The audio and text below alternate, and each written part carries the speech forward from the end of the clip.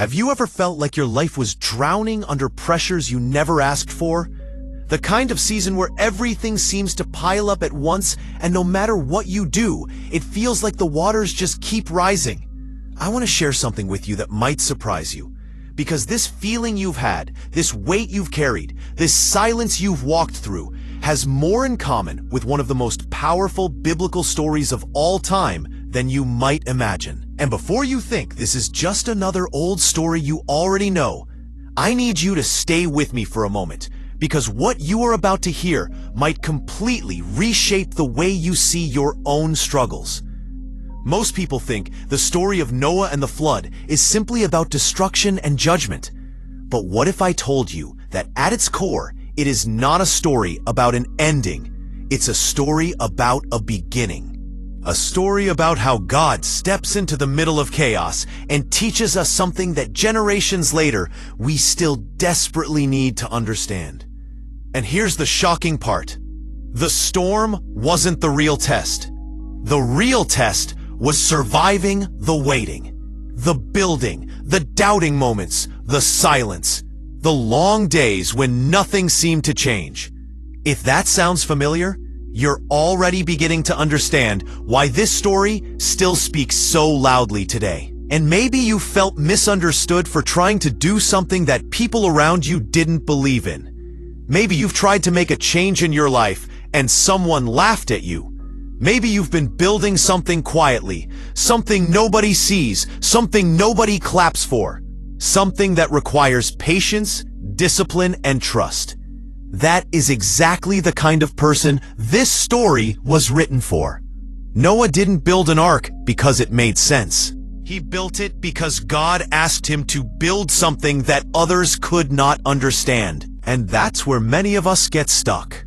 We wait for validation from people who were never meant to validate our calling. So let's begin this journey together. And stay with me, because what you are about to hear isn't just information. It is a mirror. I want you to feel this story. I want you to walk inside it. I want you to see how it reflects the moments in your own life when you had to trust God without evidence. When you had to keep going without applause. When you had to step into something bigger than yourself, even when it terrified you. Now let's dive in. Our story begins in a world very different from ours, yet painfully similar. The earth at that time had reached a point of deep moral and spiritual decay. Violence had become normal, corruption had spread, and the most tragic part, humanity had forgotten God. It was a world headed toward collapse, not because God abandoned people, but because people abandoned the very source of life and peace. Modern scholars often highlight how societies crumble when moral foundations erode, and this ancient world was no exception. But in the middle of this broken world, the Bible says something so simple and so powerful. Noah found favor in the eyes of the Lord. That phrase alone tells an entire story. Noah was not perfect. He was not superhuman. He simply walked with God in a time when almost nobody else did. That detail matters because it reminds us that God is not looking for perfection. He is looking for willing hearts. And when God finds someone who walks with him, he can use that person to change history. So God speaks to Noah. He tells him that a great flood is coming and that the world as he knows it will be washed clean. This was not a punishment out of anger. It was an act of restoration. Just like a surgeon removes what is diseased to save the body, God would use the flood to reset the course of humanity. And while this may seem harsh at first, you need to understand that the story is not about the destruction. It is about the preservation. God preserves Noah because through him, he will rebuild what was lost. Then comes one of the most extraordinary commands in biblical history. God tells Noah to build an ark. Not a boat, not a raft, an ark. A massive floating sanctuary. Something so big that even today, engineers study the dimensions described in Genesis because the structure was mathematically perfect for stability during massive waves. The measurements are so precise that modern shipbuilders still reference its proportions because they distribute weight efficiently during turbulence. This wasn't random. This was divine engineering. Now imagine Noah hearing this for the first time. No rain on the horizon, no sign of danger, no support from neighbors. And yet God asks him to build something that would take years. Something that would require sacrifice. Something that would make him look foolish to everyone around him. This is where most people would have walked away. But Noah doesn't argue. He obeys. And that is the difference. Noah wasn't chosen because he was extraordinary. He became extraordinary because he obeyed. As Noah begins the construction, the message is clear. Faith is not believing when things make sense. Faith is acting when you have no evidence. And Noah becomes the example of this kind of faith. He works under the sun, under the pressure, under the laughter of people who thought he lost his mind. And every piece of wood he lifts is a declaration that God's word means more than people's opinions. As the construction of the ark continued, imagine the emotional weight pressing on Noah's shoulders day after day. Every morning, he woke up knowing he had to continue a project that no one else believed in. People passed by shaking their heads, whispering, laughing, even mocking him openly. To them, Noah had become a symbol of foolishness. But Noah wasn't driven by public approval. He was driven by obedience. This is something psychology and behavioral research confirm over and over again. People who act on deep personal conviction rather than external validation develop higher levels of resilience and inner strength. Noah embodies that truth. She kept building board after board, plank after plank, following every detail God had given him, and the instructions were remarkably specific. God told Noah the exact length, width, and height of the ark. He explained where the window should be and how many decks it needed. These details matter because they show us something profound. God never calls someone to something great without giving them the structure needed to accomplish it. The ark wasn't improvisation, it was revelation. Noah didn't guess. He followed divine architecture. Noah's family supported him. His sons helped him carry heavy beams. His wife and daughters-in-law assisted with the preparations. Can you imagine the conversations inside that household? The uncertainty they must have wrestled with? The fear that maybe they misunderstood something? Yet they continued because when God calls a family into a mission, He strengthens every member involved. Their unity became their strength. Meanwhile, the world around them continued living normally. People celebrated, worked, grew crops, built homes, raised their children, all unaware of what was coming. Jesus later references this moment in the New Testament, saying people were eating, drinking, and marrying until the day Noah entered the ark. In other words, life felt stable right until the moment it wasn't. This is how many major world events unfold. Everything seems calm until a sudden shift changes everything. Then comes a powerful moment in the narrative. God tells Noah to gather animals of every kind, 2 of each species, male and female, plus additional clean animals for offerings. Scientists and historians have discussed how this might have happened, but the Bible makes it clear. God brought the animals to Noah. This wasn't Noah chasing creatures across mountains.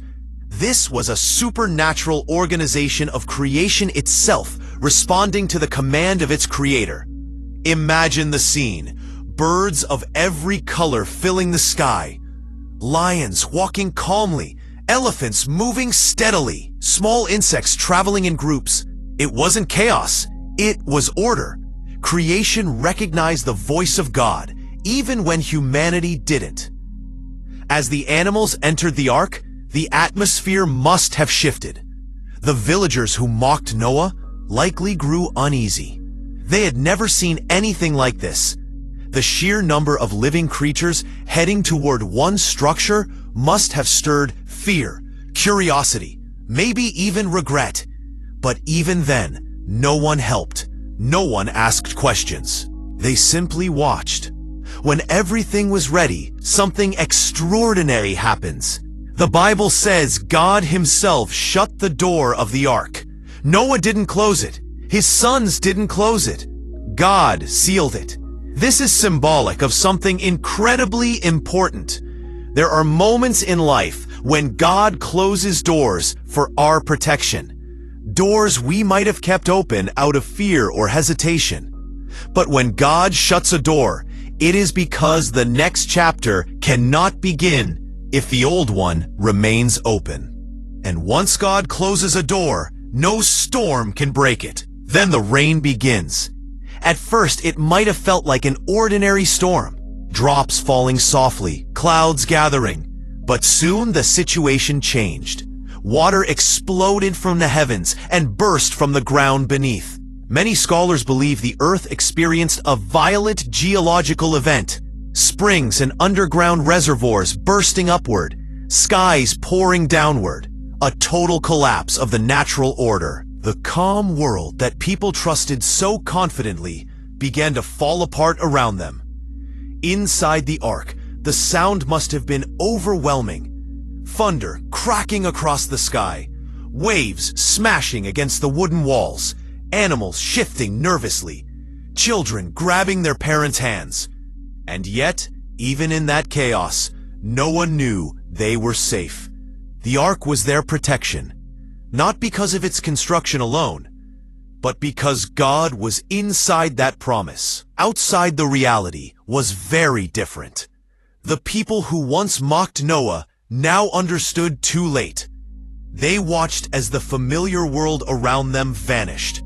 Roads flooded, homes collapsed, fields disappeared under rising waters. Everything they built with their own strength could not stand against the power of God. It is a heartbreaking reminder that warnings are not punishments. They are invitations. God gave humanity years to turn back, but they refused to listen. As the waters rose higher, the ark lifted gently from the ground, carried by the waves. Noah watched through the small window as everything they once knew faded away. Trees vanished. Mountains disappeared under the flood. The horizon became nothing but water. For the first time, humanity understood how fragile life truly is when it is disconnected from God. Inside the ark, the days stretched long.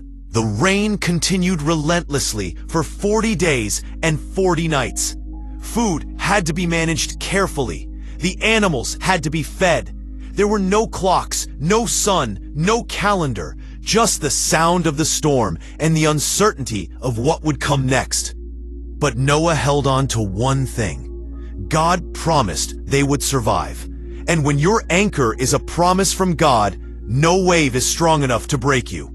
When the last drop of rain finally fell, the world outside the ark was unrecognizable. But even though the storm had ended, Noah knew the journey was far from over. The floodwaters still covered everything. Mountains were hidden beneath the surface. No land could be seen in any direction. The ark floated silently on a vast, endless ocean, with no landmarks, no signs of life, no indication of how long this season would last. Imagine waking up day after day to the same view of water, stretching endlessly to the horizon. It must have been overwhelming. Inside the ark, the atmosphere carried a mixture of relief and exhaustion. The rain had stopped, yes, but the emotional weariness remained. The sound of the storm had been replaced by an eerie silence.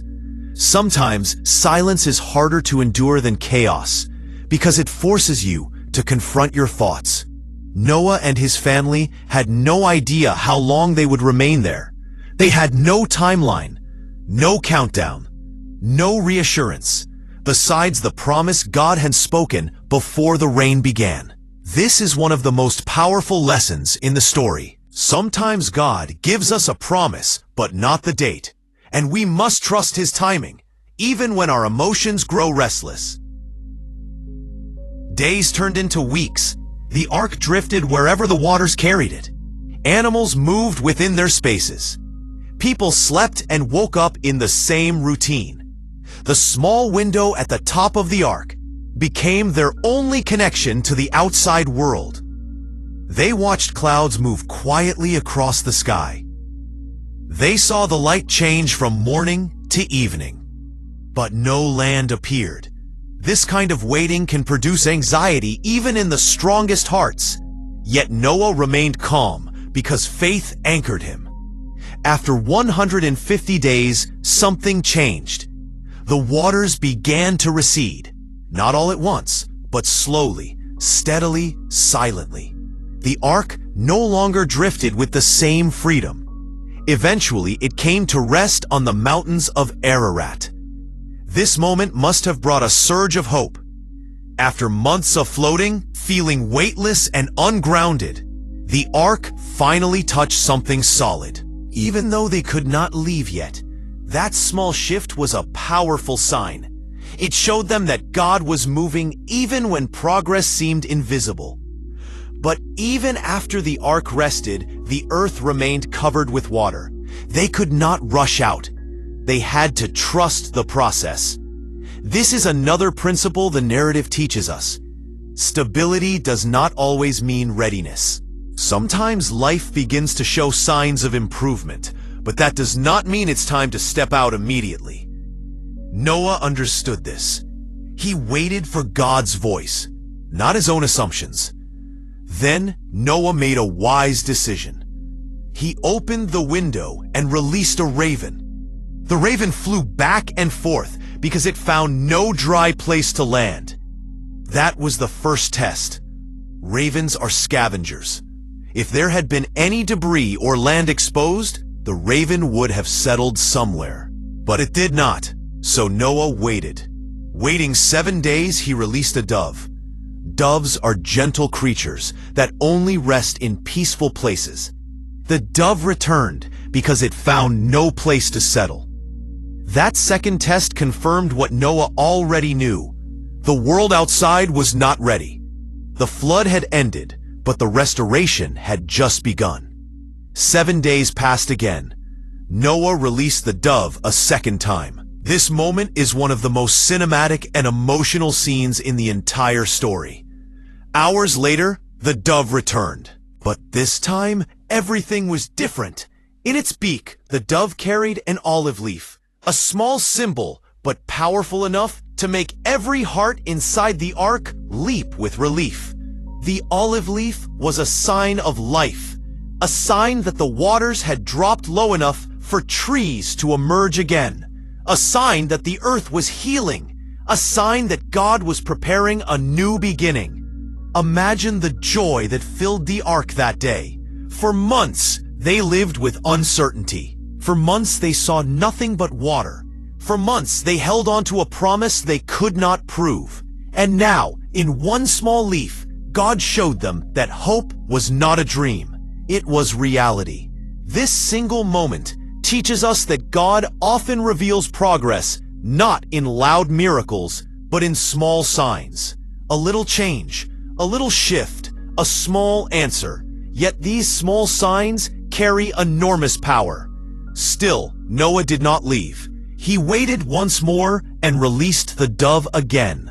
This time, the dove did not return. That meant the world had finally regained the ability to sustain life. Dry ground existed somewhere. Trees were standing. Land had appeared. The chaos was giving way to order again. And yet Noah still remained inside the ark. This level of patience is rare. Most people would have rushed out the moment the dove failed to come back. But Noah understood something deep. You do not step into a new season until God says the time is right. Then it happens. God speaks. Leave the ark. Step out with your family and all the living creatures. Fill the earth again. Multiply. Rebuild. Restore. Those words carried the weight of promise and the beauty of renewal. The door that God once closed for their protection was now opened for their freedom. Noah steps out onto the fresh ground. The air must have smelled new. The world looked clean. The silence was peaceful rather than frightening. Mountains stood proudly. Trees glistened with new leaves. The earth no longer carried the signs of human corruption. It was a blank canvas ready for a new chapter. Before building anything, before planting, before exploring, Noah did something profoundly meaningful. He built an altar and worshipped. His first act on the new earth was gratitude. This reveals the depth of his heart. Gratitude was not just a feeling. It was a response to God's faithfulness. When God brings you through something, your first reaction should not be running. It should be remembering. But the astonishing part of this divine promise was not only what God declared, but what he implied. The covenant was not built on human ability, because God knew humanity would fail again. The covenant was established on his own unchanging nature. He did not say he would keep the world safe because humans would suddenly become righteous. He said he would keep the world safe because his mercy would endure. And this is a truth that still echoes across generations. You are not sustained because you are flawless, but because he is faithful. You are not held together because you always get it right, but because God does not break his promises. Noah survived the flood, not because of his strength, but because of his obedience.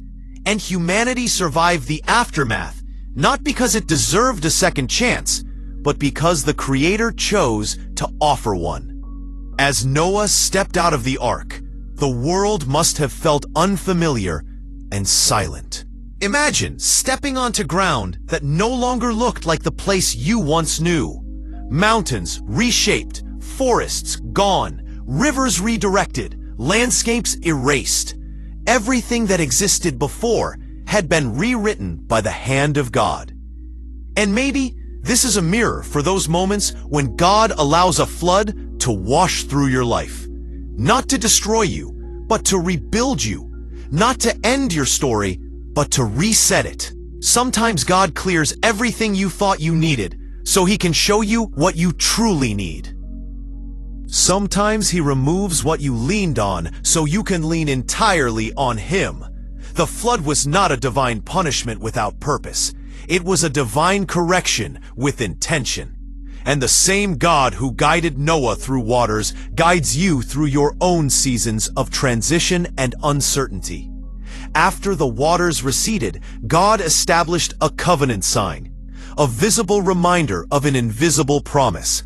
The rainbow stretched across the sky not as decoration, but as declaration. It was a heavenly banner telling Noah and every generation after him that mercy would always triumph over judgment. The rainbow was God saying, "I have not abandoned you. I will not abandon you. And even when the clouds gather again, my promise will still stand above them." And in life, your storms may return. Dark clouds may gather, winds may rise, but the promise remains. The presence of pressure does not mean the absence of God. The existence of challenges does not cancel his covenant. Your circumstances may shift, but his faithfulness does not. As Noah's family began rebuilding life, they were not merely planting seeds into the soil. They were planting hope. They were shaping the first moments of a renewed humanity. And this reminds you that every small beginning carries the potential for a great future. God does not despise humble starts. He blesses them. He breathes purpose into them. Noah did not receive a blueprint for everything that would come. He received guidance for the next step. And often, this is how God leads you too.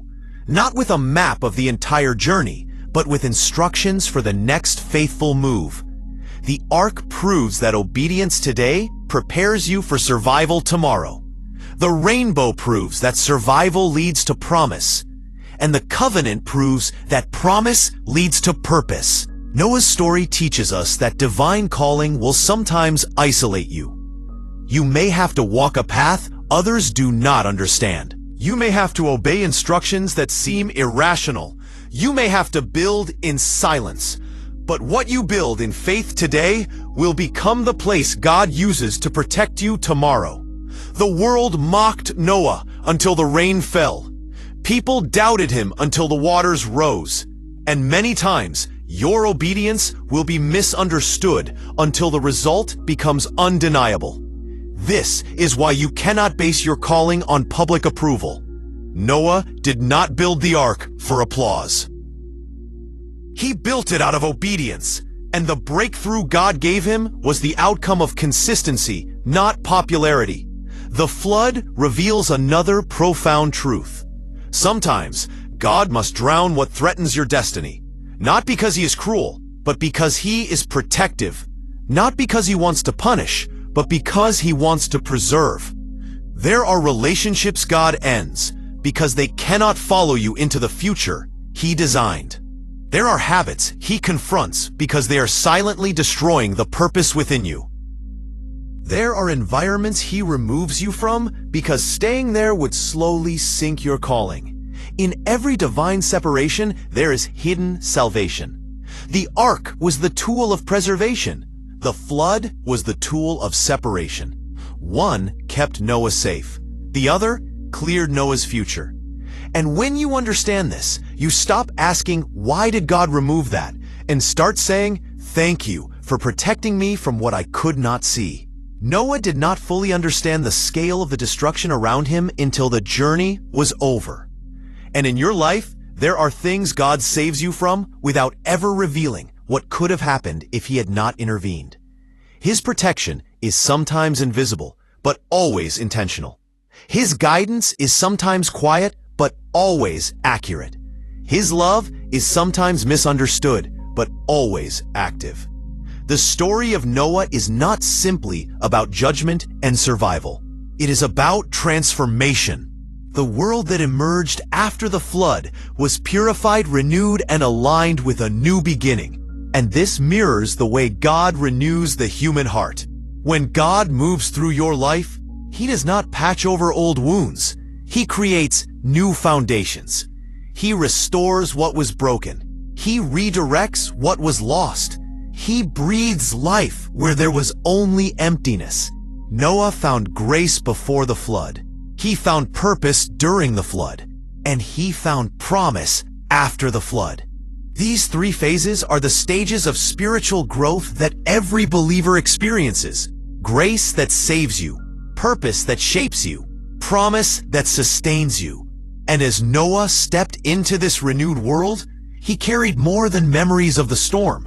He carried the evidence that God keeps his word even when circumstances appear impossible.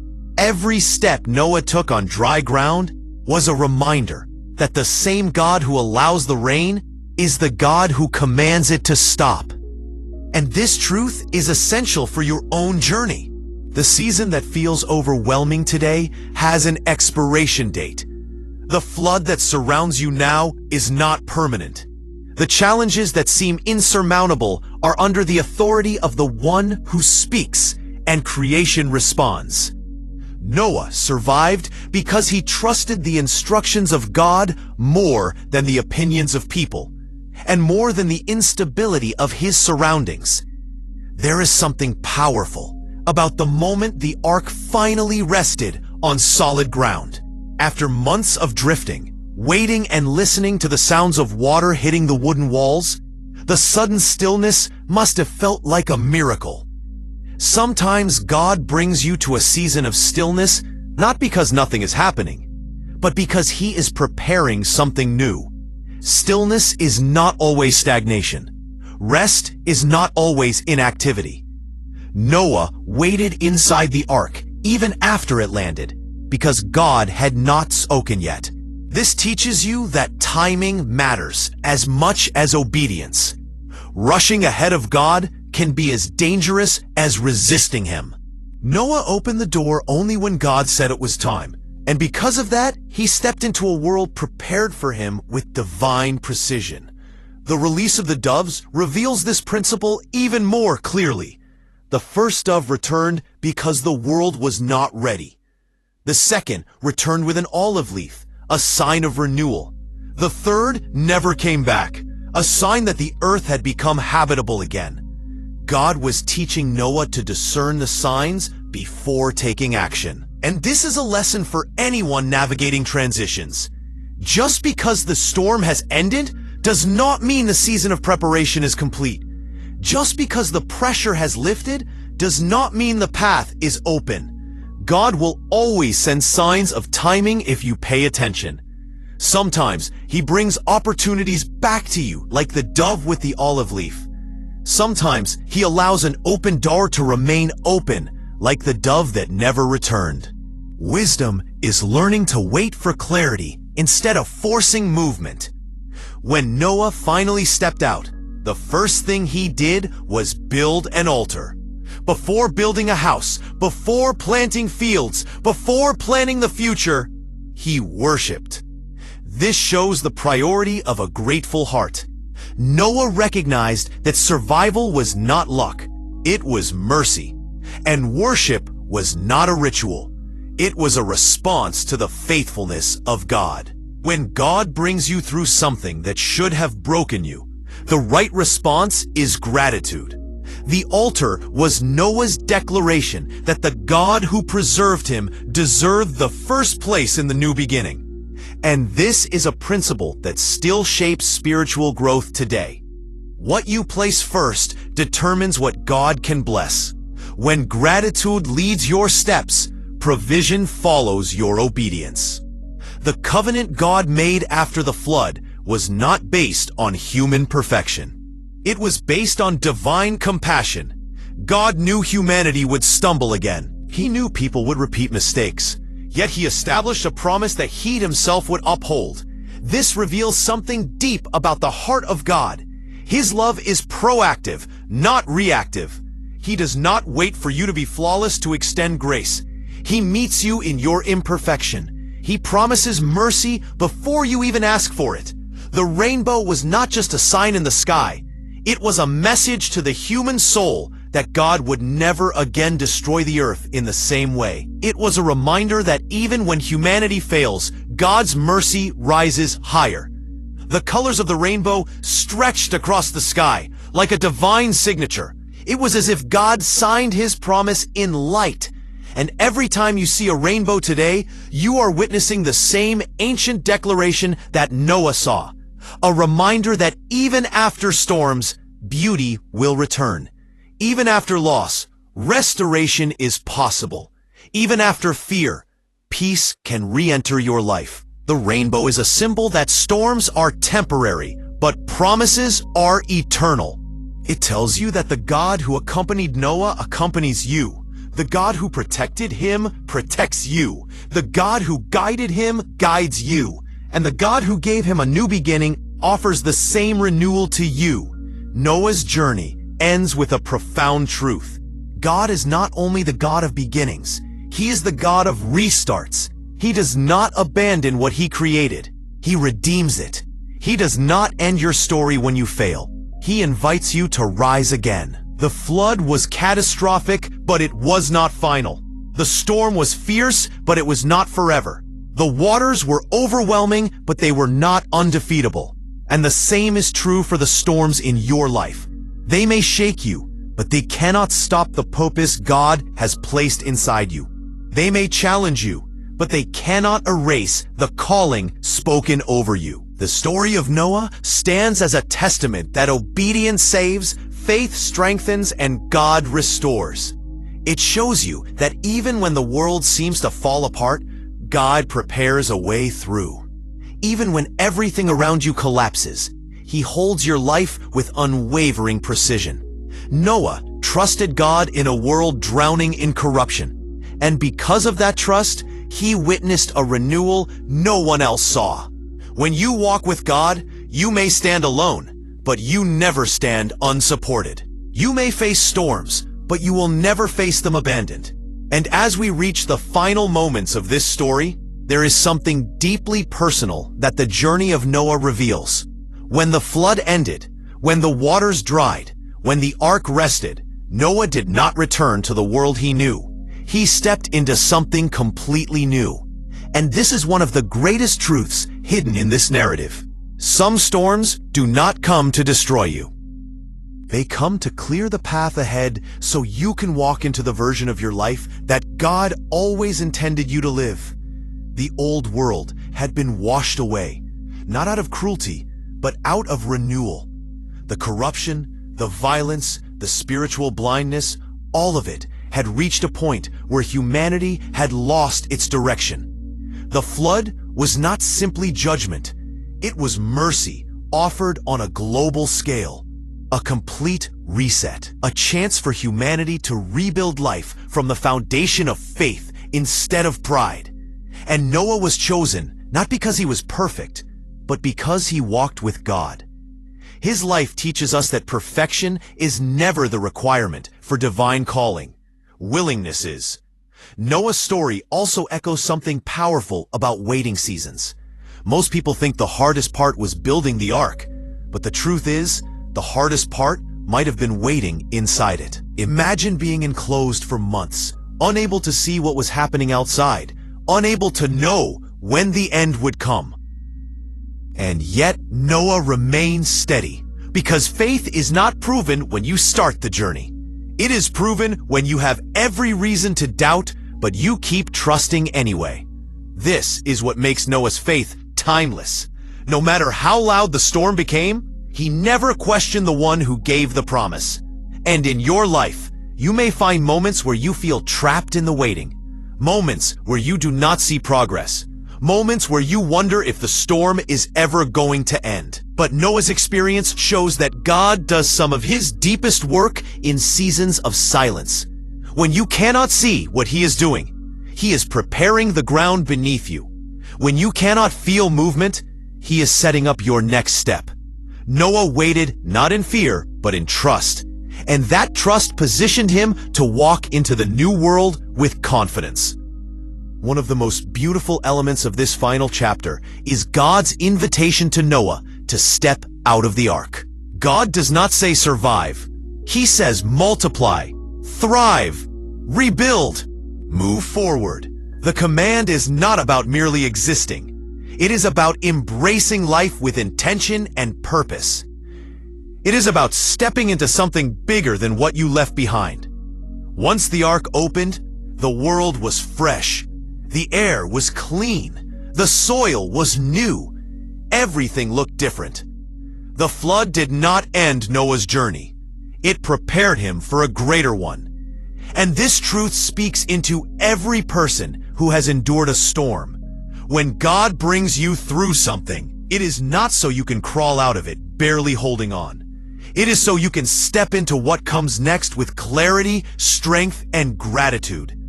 Noah emerged with a deeper understanding of who God is. A God who warns, a God who protects, a God who remains faithful even when humanity is not, a God who gives new beginnings even after seasons of global loss.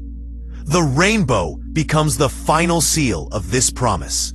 A promise not just to Noah, but to every generation that would come after him. A promise that even when humanity fails, God will not respond with destruction, but with mercy. The rainbow is a reminder written across the sky that storms may come, but they do not have the final word. God does. It represents hope after devastation, light after darkness, restoration after loss.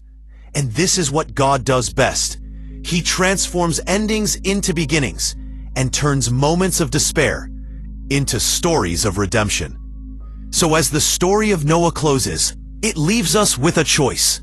Will we be people who ignore the voice of God, like the world in Noah's days did? Or will we be people who listen, even when obedience feels uncomfortable?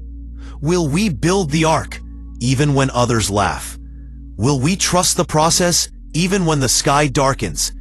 Will we hold on to the promise, even when the rain begins to fall? Noah's life tells us that those who walk with God never walk alone. They never face storms without purpose. They never endure trials without protection.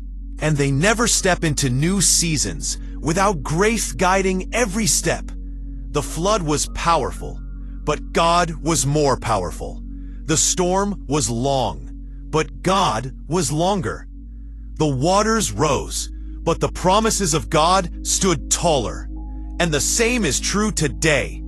No matter the storm you face, no matter the uncertainty ahead, no matter the weight you carry, the God who guided Noah guides you. The God who protected him protects you. And the God who gave him a new beginning, he's ready to write a new chapter in your life as well. All he asks is that you trust him enough to build when others doubt, wait when others panic, and step forward when he opens the door. Because every storm ends, every flood recedes, every promise arrives in its time. And when it does, you will discover, just like Noah did, that God was with you the entire way, shaping you, strengthening you, and preparing you for a future far greater than the past you left behind.